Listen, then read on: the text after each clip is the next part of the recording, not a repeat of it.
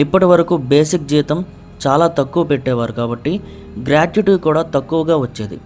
ఇప్పుడు బేసిక్ కనీసం 50% ఉండాలి కాబట్టి నీ గ్రాట్యుటీ దాదాపు డబుల్ అవుతుంది.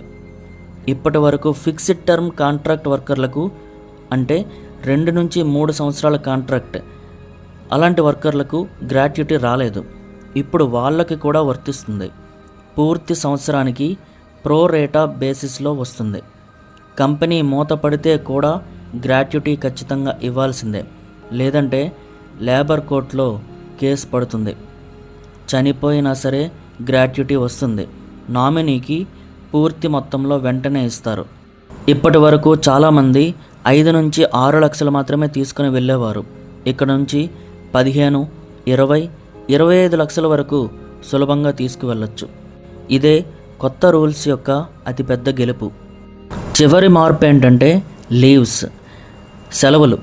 ఇప్పుడు ప్రతి సంవత్సరం 240 రోజులు పని చేయిస్తే 18 రోజుల క్యాజువల్ ప్లస్ సిక్ లీవ్ వర్తిస్తాయి. మహిళలకు మెటర్నిటీ లీవ్ 26 వారాలు.